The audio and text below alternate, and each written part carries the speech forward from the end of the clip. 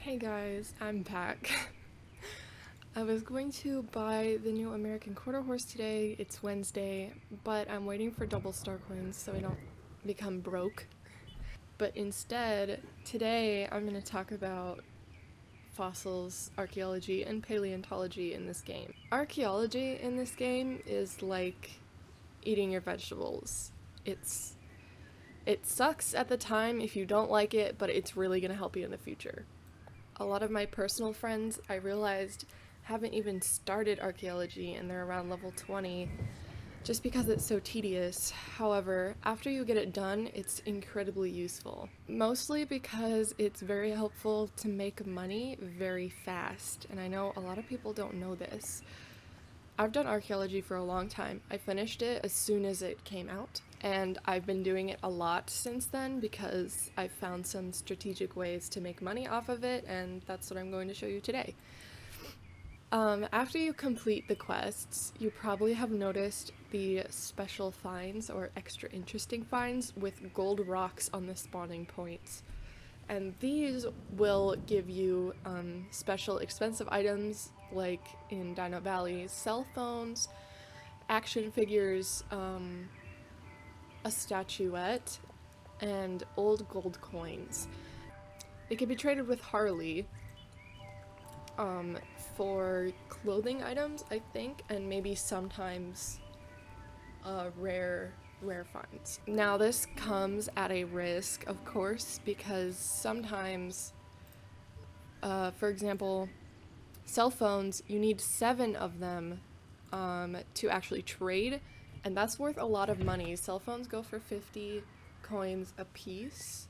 That's 350 shillings. And sometimes if you trade him those 7 cell phones, you'll only get an item in return that's worth like 100 shillings. So doing this does come at a risk, but there are some occasions where you'll trade like 100 shillings for something that's worth 200, although it's unlikely. So unless you're trying to actually get the clothes items to wear and have, then I wouldn't do this. I would just directly sell these. The only one I would really trade in is action figures because you only need 3 and that's worth 150, so you have a small chance of getting something that's more expensive to resell. Now, I've memorized all the locations that archaeology spawns because I've been doing it so much to make money. I had 0 shillings this morning because I bought this new fancy schmancy saddle. I did one loop around Dino Valley, and then I found a few finds in Epona, which I will talk about later, because that's also very important. Why I'm telling you to just get these quests out of the way, first of all, of course, it gives you EXP, but secondly, it's easier to get them out of the way just so you can focus purely on just the fossils and you don't have to worry about fulfilling any kind of quest. So actually I'm going to open my map right now, or I'll show you an example from Google Images. You can find maps online that show you all the little dots and locations of the spawning points. And particular areas have particular skeletons. They're not randomized, they are in specific areas. So near the elevator is the small dinosaur skeleton. The forest is the spectacular skeleton. Closer up front near the massive dinosaur skeleton is the mystical dinosaur skeleton. And up in the mountains and closer to the helicopter is unusual dinosaur skeleton. So these are specific areas that you can find these. I have a route that goes through all of these areas and wraps you all the way back around to Nick Stoneground's camp. I'm not sure if this is only after the quest because it's been so long, or if it happens all the time. But every day, every 24 hours, kind of like daily races, a extra interesting find will spawn in each location. So that means you have 4 separate extra interesting finds to find. And sometimes if you're lucky, you can get enough of these special items to trade right away. But usually it takes 2 days or 2 rounds to get enough to actually trade. I already did mine today. As you can see, I have my stuff. I got 2 dolls, 2 cell phones, and a coin I need to sell still. That can give you a lot of money. That's like roughly 500 Jorvik shillings you can make right off the bat. On top of that, you collect these skeleton pieces, and you can keep trading skeletons to Professor Jura after you complete these quests, no matter what. You can keep getting skeleton pieces and fulfilling his reputation over and over and over, and keep getting items from it and reselling them. The thing is that after you do it for so long like I do, and you save all of your skeleton pieces, you get a huge amount of specific bones sometimes if you're unlucky. It's not exactly even. It is randomized, I think, on which bone you get. So I have 14 large bones of this small skeleton, and that's worth 84 shillings. And I'm not going to sell it because I just want to hold on to it to complete skeletons more often. But if you're in a pinch for money and you have collected up a ton of bones from doing this, like daily, you can sell that right away and get some good money. Some bones are not worth a lot, like the spectacular rib is only worth 1 shilling per bone, but some of them obviously are worth a lot more. Now, my training route, you might not exactly see the spawn point, but if you follow the same path that I am, you should be able to find the blurb that pops up telling you there's a find nearby.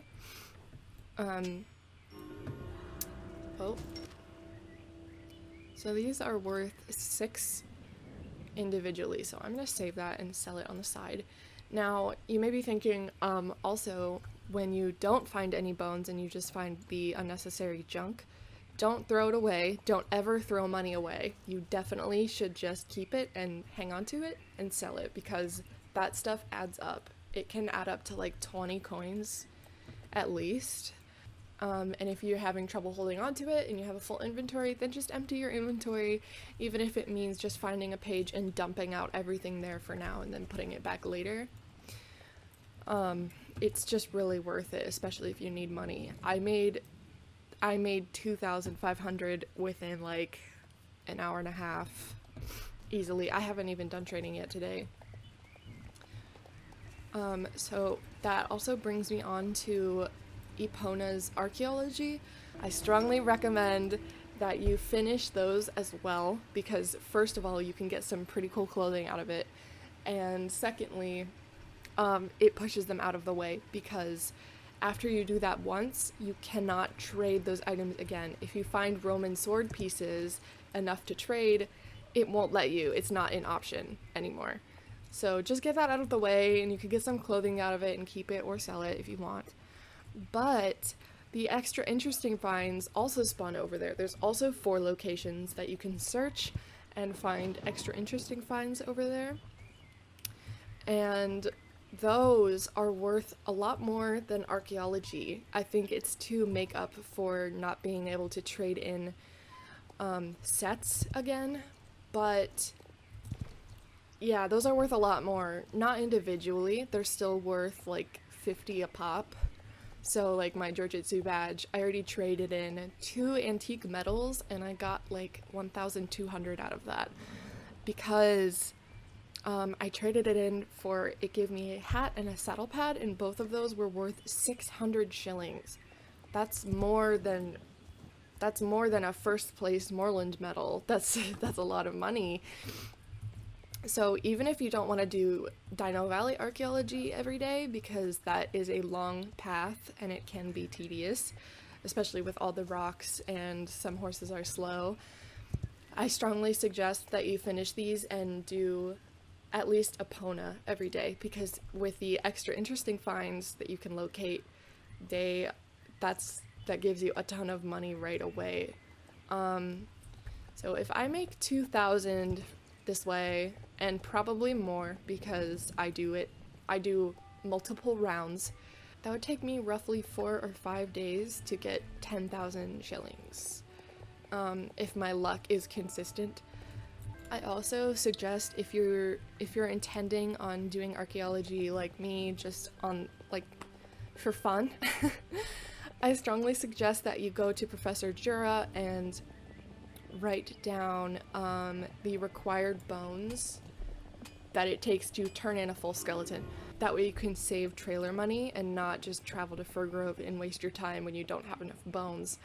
I wrote them down, so I will tell you those right now while I'm doing this. A small skeleton requires 5 large bones, 1 skull, 6 ribs, and 2 small bones. The unusual skeleton requires 2 large bones, 1 skull, 14 ribs, and 2 small bones. The mystical skeleton requires 12 large bones, 1 skull, 4 ribs, and 4 small bones. And the spectacular skeleton requires 10 large bones, 2 skulls, 12 ribs, and 8 small bones. So I also think that the appearances of these bone types are different depending on how many you need to complete the skeleton. That determines their rarity. So I need 2 skulls for my spectacular skeleton to be fulfilled. I only have 1 so far, but it's particularly rare because I only need 2, which makes sense.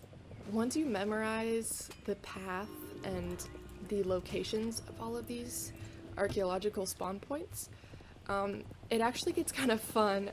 I mean, personally, I just think it's kind of fun because once you know, you don't have to waste most of your time just looking for these places. You can just go there and then possibly find something, and it's much faster once you memorize all the places. I'm kind of unfocused because I'm talking, so I'm going a little slower, but when I'm not recording, I can usually travel around the map in 40 minutes if I'm sprinting. Also, I want to mention that you can do map rounds several times a day.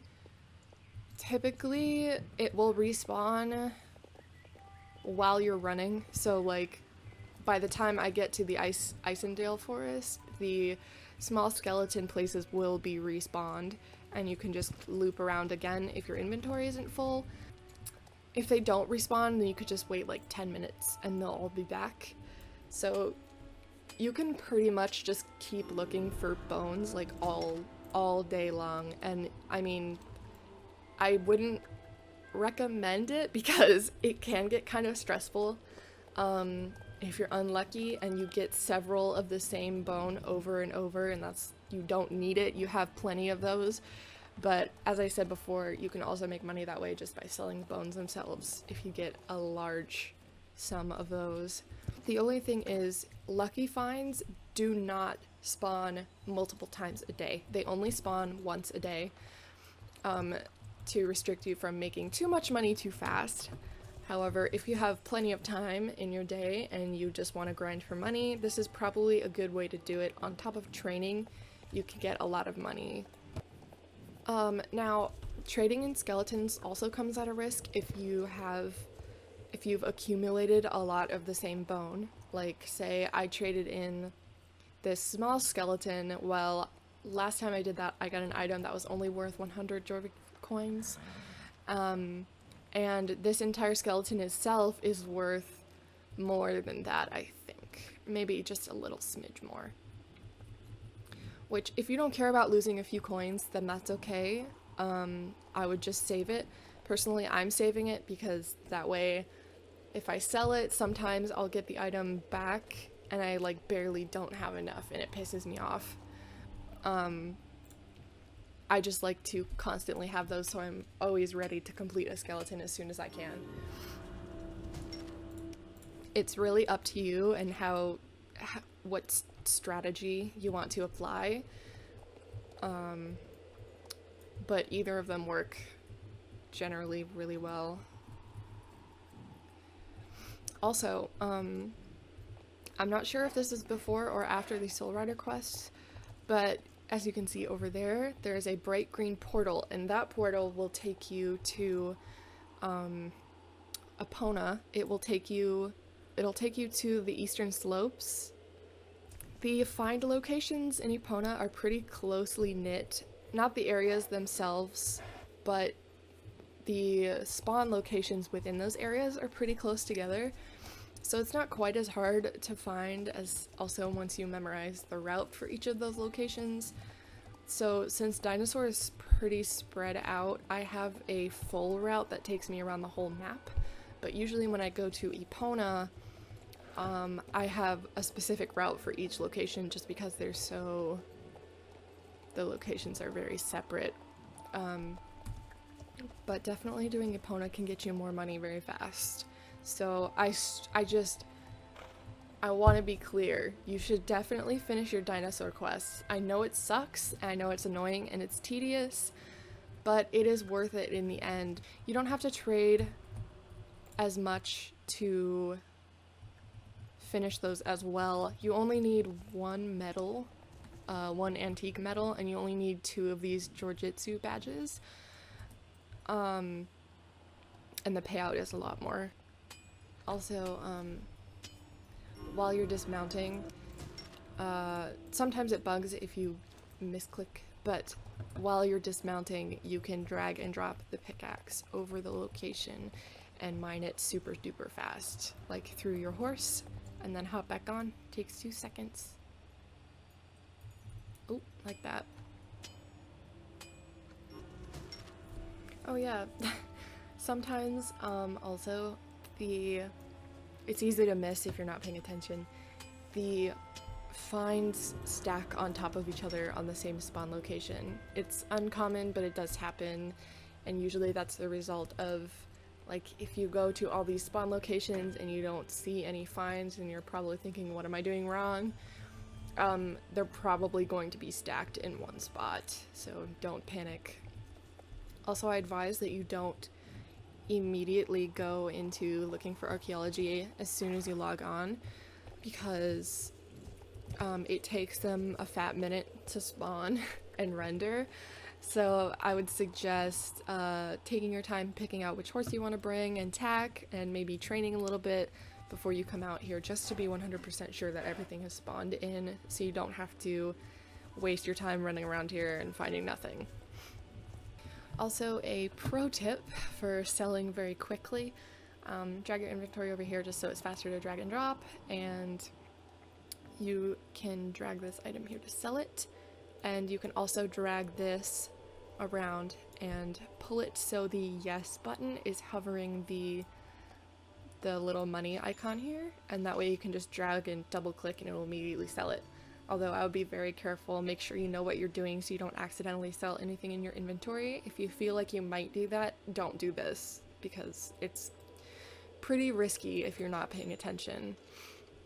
I suggest, I have it in my home stable, separating a page in the other items tab for your skeleton pieces and these specialty items, and then when you're not doing archaeology, you can just put it away. And then when you want to start again, you can bring all your bones back into your inventory and your pick and whatever you need. I'm not going to talk about Epona that much because it's not that complicated. It's the same concept. The areas that you can find all of the locations in are the Mirror Marshes, Dew's Farm, Butter Hill, or the Old Ridgecaster, and Western Epona, the little shipwreck shore area near the Crescent Moon race. That is where you can find all of those. They're pretty generally close together and not as hard to see because it's not foggy. Except for Mirror Marshes, that's probably the most difficult, but... Ooh, I have a second badge I left in there. Awesome. Okay, I'm gonna go trade that in now so you can see how much money you can get off of that stuff. Yeah, I wouldn't suggest mining everything in Epona every day because you cannot trade those in for clothing items again. You can only sell those pieces on their own and they don't go for that much. They go for, like, if you complete a set, probably 50 shillings, which is okay, but not, you can get more. Jujitsu badge. So 2 Jujitsu badges were worth 100, and he gave me 20 garum bottles, which is worth 1,700. Oh my god, that's a lot of money. Do your archaeology. Finish your archaeology. If you're tight on money, do it, because look at that. Eat your vegetables. Eat your archaeology. Do it right now. Hello! Sell that shit. It's been what, 2 hours and I have almost 5,000. I'm already halfway to capping my Jorvik shillings. I hope this information was generally helpful to you, especially in our star-stable economy crisis right now, where money's pretty rough to get new items. If there's anything I missed, or if you have any questions that are archaeology or paleontology related in this game, please comment down below and I'll be sure to answer it, because nobody does archaeology in this game and they really need to. It's underrated and it gives you so much money. So thank you so much for watching. If you liked the video, drop a like so I know. Be sure to comment any questions that you have about archaeology. I'll be sure to answer, and subscribe to see more. Bye bye.